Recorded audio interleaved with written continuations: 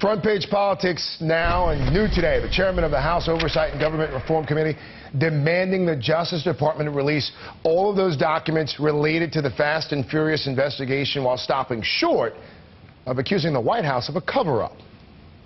Do you have any evidence that White House officials were involved in these decisions, that they knowingly misled Congress and are involved in a cover-up?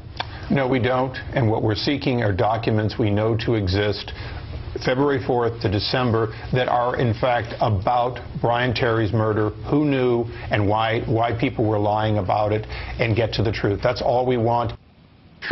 The ranking Democrat on the Oversight Committee is also weighing in today on the documents President Obama used executive privilege to withhold from the committee. I think with regard to getting these documents, we're on the 1 foot line of a field. And I have absolutely no doubt that if Speaker Boehner showed the strong leadership that I know he will, we can sit down, work this thing out with the Attorney General, and move on. All right. Joining me now for more Front Page Politics, Associate Politics Editor for Roll Call, David Drucker, Deputy National Political Editor for The Washington Post, Ann Kornblut. Good afternoon to both of you. Ann, I'll start with you. We heard Congressman Issa say there's no evidence of a White House cover-up. So is all of the drama at this point, is it all purely political, driven by the GOP? Well, I don't want to question anyone's motives, but in an election year, it's always a fair question to ask. And I think both sides, their sort of starting position has been to accuse the other side of election year politicking. And I think that's probably hampered a lot of the discussions that could have led to a resolution by now. So, look, it's a very partisan, it's a very touchy issue for people on both sides. It's the kind that's going to drive both sides' bases crazy, and I think that's why you've seen it so inflamed. David, in the Fast and Furious investigation, Congress could vote as early as Tuesday on those contempt charges against Attorney General Eric Holder.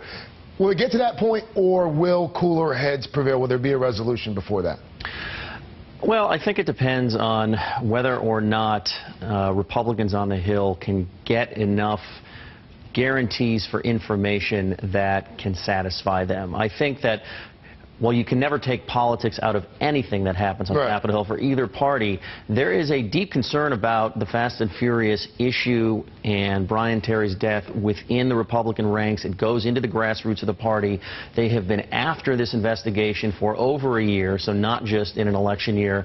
And they're not just going to go quietly, because for a lot of these guys, even though there's clearly a motive when you're dealing with a president that they're not very happy with, this is something that a lot of them do care deeply about, and I just think that they want certain pieces of information. Is this, at this point so far, a beltway issue? And by that I mean, do average folks, does John Q. Sixpack in middle America, first of all, does he even understand Fast and Furious? And secondly, if he does he really care about it in an election year? That is a great question, and I think up until now it's been completely a beltway issue. When you have an economy that's hurting, that's usually where people are focused. They don't have time for Washington scandals because they think basically Washington politicians are all the same when it comes to not being very perfect. I think, though, that since the president invoked executive privilege, we've seen this get wider media coverage beyond just the Beltway press. You're seeing it now more in the nightly newscasts, and so it could get out there. How it plays, though, we don't know. It could be a problem for Republicans who are perceived as being too political. It could be a problem for the president, who is perceived possibly as hiding something now that he has gotten involved by invoking the privilege. And take a listen to what Congressman Issa said a few hours ago to Meet the Press. The Attorney General has given 80,000 documents to the Inspector General, and of the 7,600 documents that we received, some of them we didn't ask for, they're not pertinent, and many of them are completely redacted, completely black pages. But let's understand, we want answers to specific questions. I want to get in. And going back to what David said as well, how much did the executive order change the arc of the story?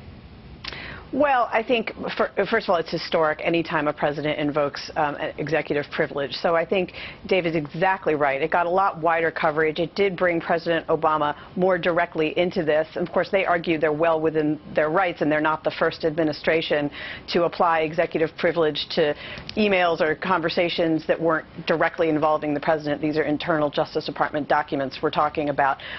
It certainly is one of the reasons that we're talking about it here. But I think David's also right that a story that involves guns crossing the border, an officer who died in the process, is going to resonate, I think, deeply with a lot of members of Congress and people who are involved in the law enforcement community. So I don't think it was going to ever take much, and certainly when you have an executive order, it was going to happen, for wider attention to be grabbed on this. And while I have you here, I'd be remiss if I didn't ask you about the front page investigation today in your paper that we have all read and been talking about here a great deal this morning. It's about how members of Congress allegedly trade stocks with information they have about pending legislation.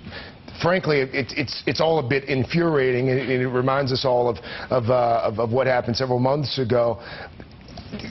For folks who haven't read the article, give us just a quick snippet of what it's about.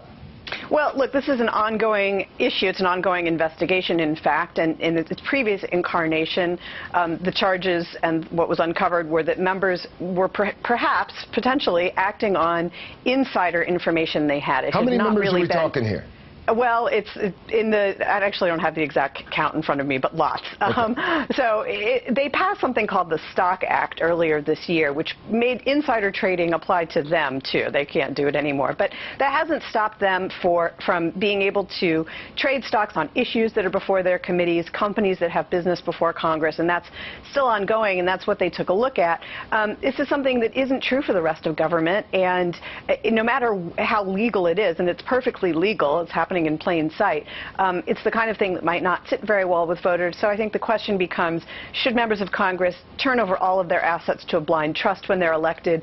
Should they really be able to continue trading on issues, on stocks that are involved in issues that they themselves oversee? David, that's what Ann just said there. Blind trust for all members of Congress. That sounds like something that makes a great deal of sense to me. I think it makes a great deal of political sense. If I were running for Congress, if I were a member of Congress, just to be safe politically, I would turn any of my assets and trading over to a blind trust. But this is the kind of thing you're going to run into when you have a government that oversees many, many industries, that is busy legislating, and you have many members of Congress who are not super wealthy, and they come to Congress with 401ks and pension plans and families to take care of, and the question is, do you want them completely divorced from the decisions that everyday Americans have to make? I think it's a legitimate sort of dilemma, and I don't know if there's a perfect answer and a way to solve it. But I think we can all agree on the fact that, once again, it raises the issue of whether people who benefit from a system can be trusted to reform the same system that they benefit from. So,